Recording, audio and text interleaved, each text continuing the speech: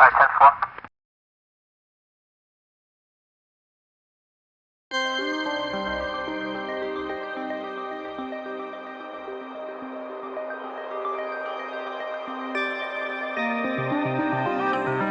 I'm Detective Dan Ogilvie with the Franklin Police Department's Major Crimes Unit.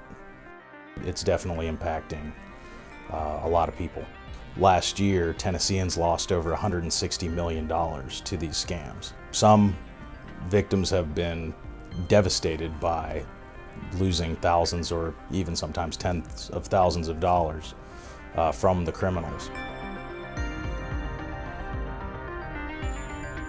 The main one is a scam where they call and impersonate a police officer, an IRS officer, and they convince the victim to give them money or even sometimes access to their account.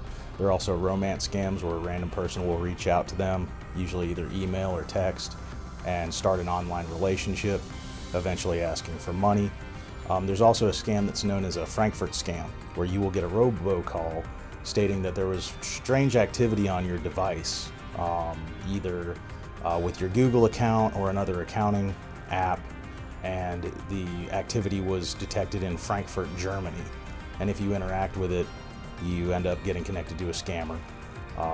There's also lottery scams, where essentially you get notice you won a lottery that you didn't participate in, and you have to pay taxes and other fees before you can claim that prize. I really haven't seen any trend for who's directly affected by this scam. I've gotten senior citizens, I've also had young people and people that are in their 30s and 40s affected by this. The vast majority of them are still coming from overseas. They're operating in countries where essentially they give whatever government a kickback and they're able to operate with impunity.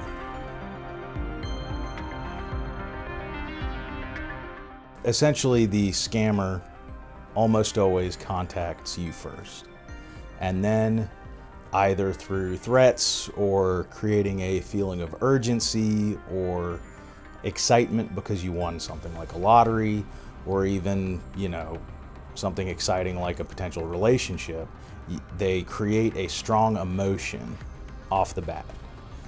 Then they typically have some type of crisis or create some type of deadline, creating an urgency. And of course, they're always eventually asking for money at the end of the day. That's the goal, is to get to your money. If you get a call or any type of communication, text message from somebody that you don't know, you should already be skeptical. Assume that it is a scam. If all of a sudden you are being bombarded with emotion, you're being scared, you're being excited, everything else, take a breather, take a moment, end whatever communication you have with them, and then go online, check Google. If you put in the description of what the call or the text message was, and it's a scam, it will be somewhere on the internet to warn you about it, because people who've been affected by these scams want to let other people know. The other thing is, you can call your friends, your family, or call the non-emergency line at the Franklin Police Department or your local jurisdiction to talk to an officer. We're more than happy to help you figure out if it is a scam, because preventing that is a better option than having to investigate it afterwards.